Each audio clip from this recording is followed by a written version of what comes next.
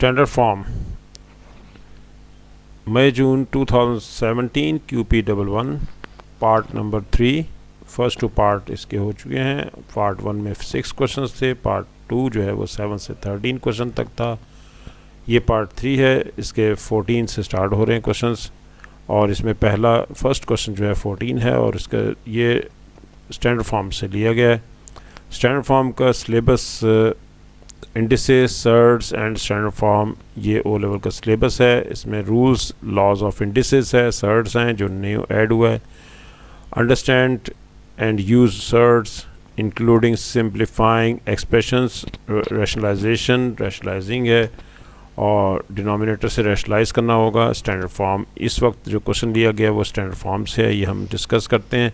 इसको standard form में लाना, स्टैंडर्ड फॉर्म के लिए मस्ट है कि फर्स्ट डिजिट नॉन ज़ीरो होगा, यानी कि फर्स्ट डिजिट 1 से लेकर 9 तक कोई भी हो सकता है। उसके बाद डेसिमल आएगा, डेसिमल इसका मतलब मूव करेंगे हम इसको 1 के बाद। ये फर्स्ट नॉन ज़ीरो डिजिट है यानी कि 1.86 हो जाएगा, multiply by 10 raise to the power. ये राइट पे जब मूव करेंगे डेसिमल को नेगेटिव आएगा और जितने डिजिट्स मूव करेंगे उतने ही पावर आएगी। 1 2 3 4 डिजिट मूव किया है तो 10 रेज़ टू पावर -4 हो गया। 1.86 into 10 raise to the power -4, 1 mark का ही क्वेश्चन आया था एग्जाम में। नेक्स्ट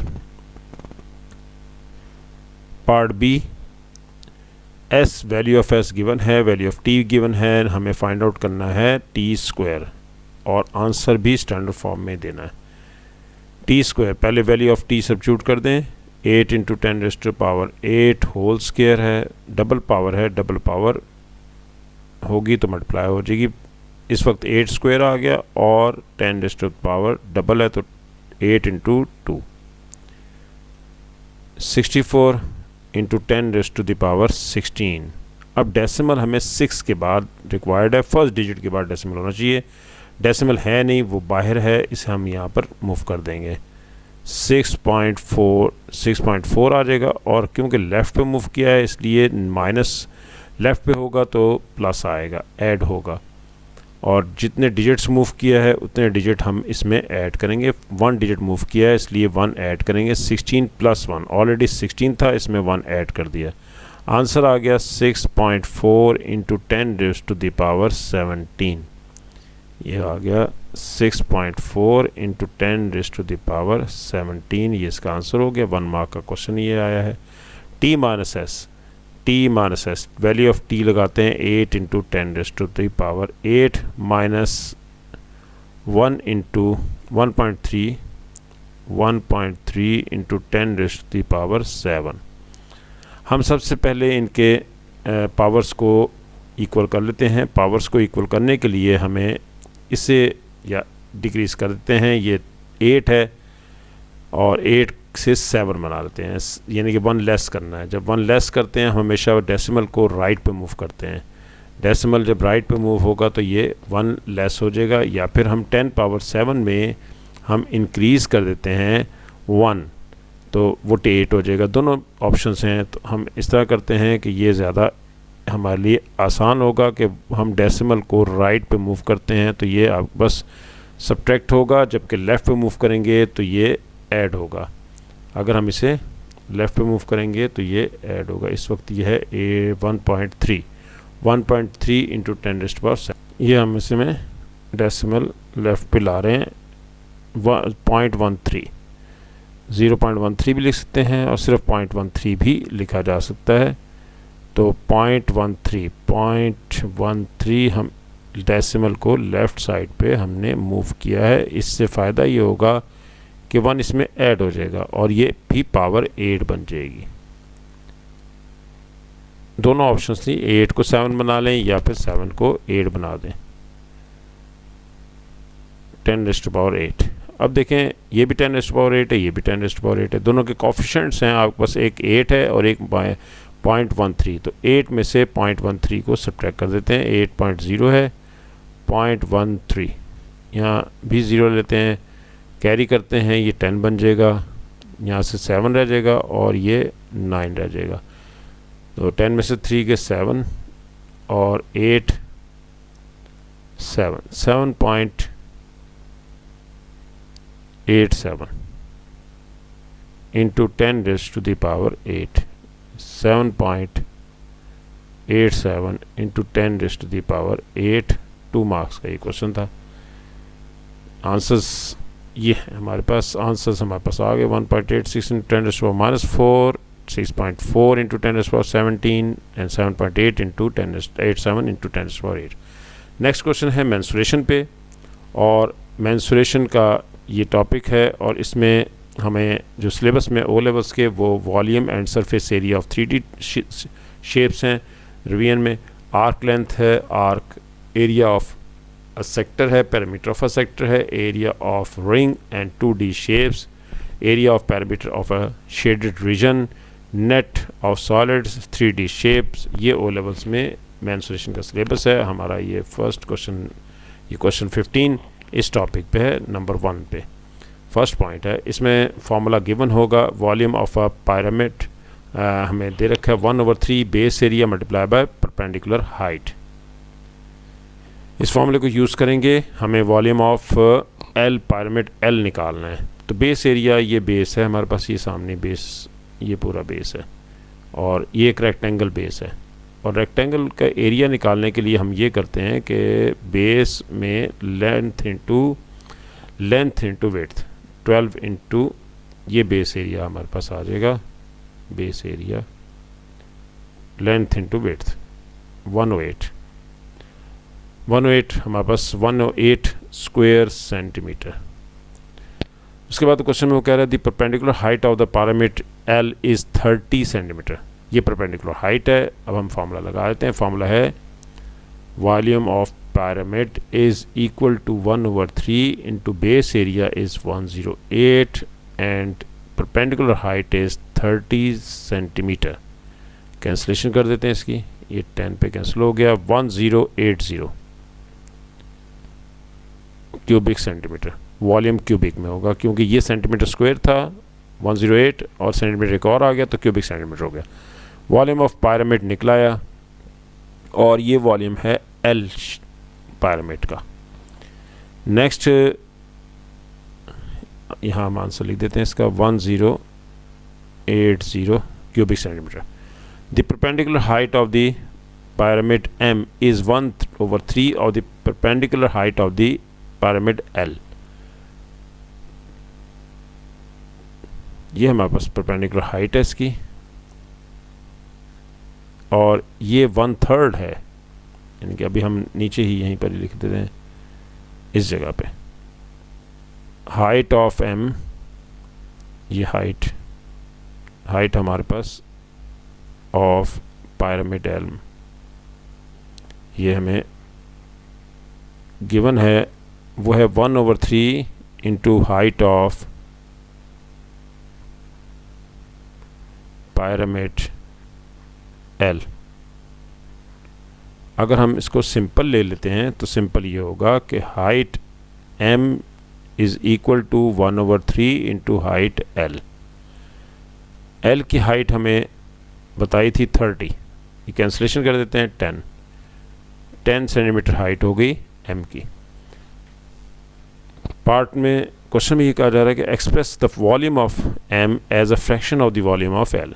तो फॉर्मूला इसका volume of M divided by volume of L is equal to height of M divided by height of L whole raise to the power cube. अगर volume होगा तो क्यूब होगा, अगर एरिया होगा यही फॉर्मूला एरिया के साथ स्क्वायर आएगा।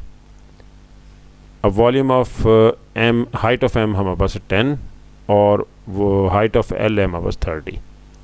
ये हमने वैल्यूज लगा दी और क्यूब ले लेते हैं, 0 कैंसिल हो गया इसका।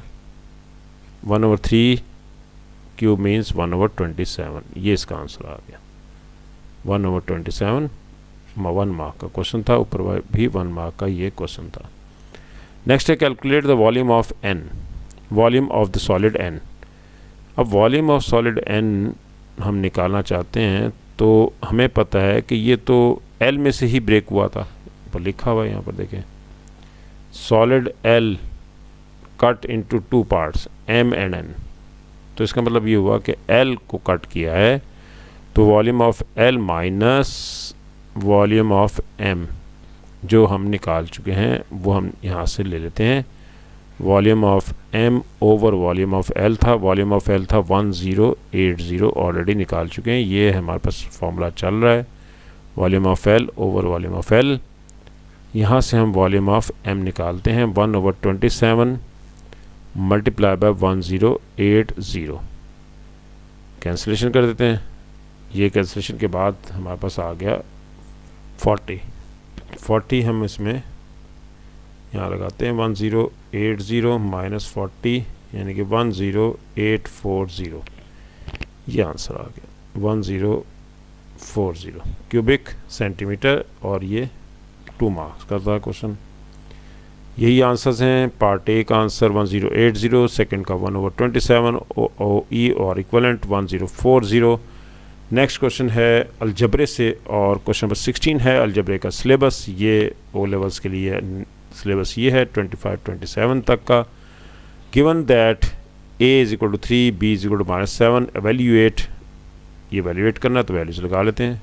a की जगह 3 और b की value -7, 2 3 10 6 minus minus plus and 13 आ गया, ये इसका आंसर आ गया 13।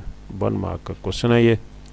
नेक्स्ट पार्ट इसमें है a² + b², तो value of a is 3² plus value of b is -7², value of a is 3² 9 and 49 58। Next a/2r² + 5 rearrange करना है और make r the subject, r को सब्जेक्ट बनाना है, यानी कि r का आंसर आपको निकालना है। r निकालने के लिए r को सिंगल करना पड़ेगा। 5 इसके साथ है, 5 को लेफ्ट हैंड साइड पे ले आते हैं, और अभी भी r अकेला नहीं हुआ, सिंगल नहीं हुआ, तो 2 है उसके साथ, तो 2 को इधर डिवाइड कर देंगे, क्योंकि उधर मल्टीप्लाई हो रहा है तो इधर डिवाइड हो जाएगा आगे r²। अभी भी r नहीं हुआ सेपरेट, इसका स्क्वायर है, स्क्वायर रूट ले लेते हैं, स्क्वायर रूट लेंगे तो a - 5/2, ये वैल्यू ऑफ r आ गई, सब्जेक्ट बन गया r ही हमने निकालना था। हमारे पास ये ऑप्शनल है, प्लस माइनस अगर आप लिखना चाहें तो लिख सकते हैं, नहीं लिखना चाहें तो नहीं भी लिख सकते, प्लस माइनस ऑप्शनल है। r का आंसर आपके पास आ गया +- स्क्वायर रूट a - 5/2, ये 5 है, a - 5/2, 2 मार्क्स का क्वेश्चन था। आंसर्स आ गए हमारे पास। फर्स्ट आंसर 13, 58, और ये आपके पास आंसर है। इसका हमारे पास सारे आंसर्स ये आ गए। नेक्स्ट ट्रांसफॉर्मेशन से क्वेश्चन है, इससे देखते हैं। क्वेश्चन नंबर 17 है ये। सिलेबस इसका ये है, रिफ्लेक्शन सिलेबस रिड्यूस किया है इन्होंने 25-27 के लिए। Reflection, rotation, translation, column matrix is included. Translation में एनलार्जमेंट है, combined transformation and inverse transformation है। तो अभी फ़िलहाल इसमें जो क्वेश्चन नंबर 17 है, और इसमें हमें रिफ्लेक्शन के बारे में पूछा जा रहा है, तो देखते हैं क्वेश्चन नंबर 17। क्वेश्चन नंबर 17 में वो कह रहा है कि the triangle B is the image of the triangle A after reflection in the line y = -1। y = -1 एक ऐसी लाइन होती है which is parallel to x axis होगी and passing through the point -1, ये -1 से पास भी कर रही है, और ये लाइन है y = -1। इसकी रिफ्लेक्शन लेनी है, इस लाइन पे रिफ्लेक्शन हमें रिक्वायर्ड है, और नई ट्राइंगल बनेगी, उसका नाम होगा b। जितना डिस्टेंस आपके पास ये इस लाइन से है वो 2 ब्लॉक्स हैं, और 2 ब्लॉक से नीचे लें 1 2, ये पॉइंट यहाँ आ जाएगा।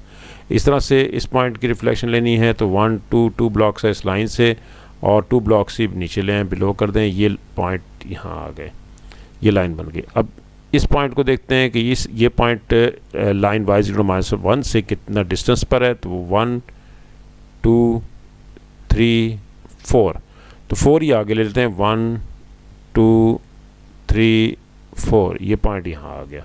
अब इन्हें ज्वाइन कर देते हैं, ये हमने ज्वाइन कर दिया, और ये लाइन ये आपके पास बन गई बी, ट्राइंगल बी हमने ड्रॉ कर दी, ये ट्राइंगल बी हमारे पास आ गई। 1 मार्क का क्वेश्चन था। Triangle C is the image of the triangle A after a stretch निकल गया है सिलेबस से, ये क्रॉस कर देते हैं, ये सिलेबस में नहीं है। Find the matrix representing the transformation that maps triangle A onto triangle C. Triangle C ही नहीं बनी तो फिर हम ये भी नहीं करेंगे, मैट्रिक्स नहीं है। मैट्रिक्स सिर्फ और सिर्फ आपके पास इंक्लूड किया है वो ट्रांसलेशन का है। ट्रांसलेशन होती है एक फिगर ट्राइंगल ए अगर है यहाँ पर तो ये मूव करके कहीं और आ जाए, ये ट्रांसलेशन हो जाएगी। तो अभी हमारे पास इस में क्वेश्चन था सिर्फ रिफ्लेक्शन का, रिफ्लेक्शन हम करेंगे, रिफ्लेक्शन हमने यहाँ कर दिया। बाकी इसमें यहाँ पर अभी इसका क्वेश्चन नहीं आया, लेकिन किसी और पेपर में होगा तो हम देखेंगे। रोटेशन का, ट्रांसलेशन का, एनलार्जमेंट का, कंबाइंड, ये सिलेबस है हमारे पास इस दफ़ा, और सिलेबस बहुत कम कर दिया है, रिस्ट्रेच वगैरह नहीं है इसमें। और ये आंसर आ गया। पॉइंट्स इसके लिखने होंगे तो पॉइंट्स लिख दें।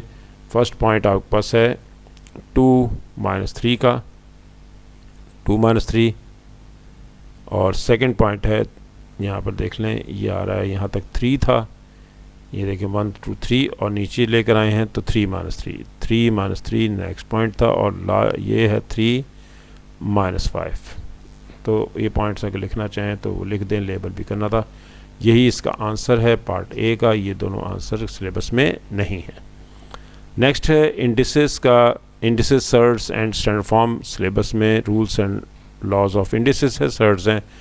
ये हम करते हैं पहले नेगेटिव अगर हो तो इसे प्लस करके डिनोमिनेटर में ले आएंगे, 1 कर देंगे, पॉजिटिव हो गया 1/9 आ गया, ये इसका आंसर है।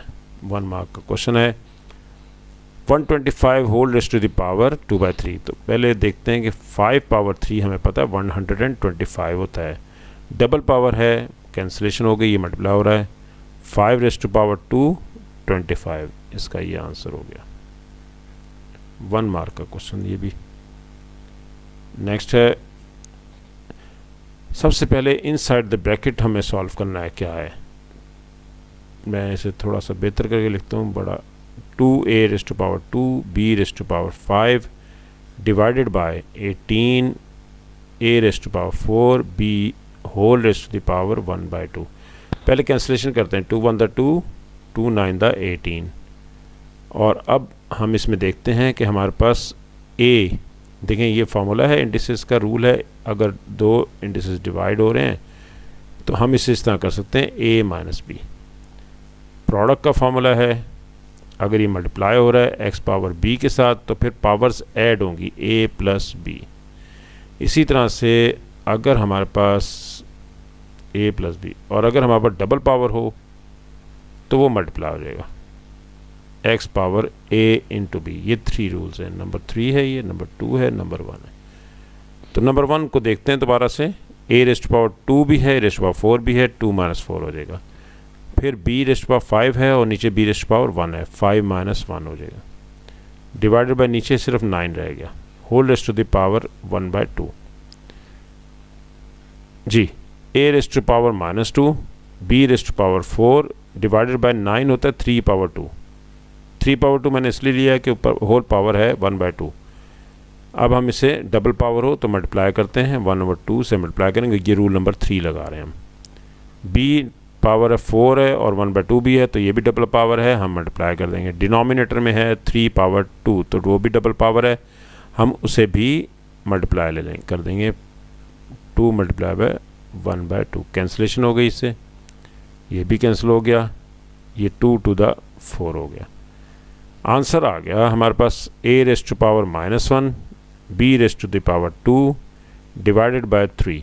लेकिन आंसर को पॉजिटिव करना है हमें हमेशा, तो डिनोमिनेटर में ले आएंगे a को, a रेज़्ड टू पावर 1। ये 2 मार्क्स का क्वेश्चन था, सॉल्व हो गया।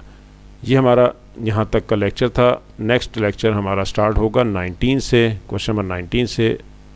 ये पार्ट नंबर 3 हमने किया।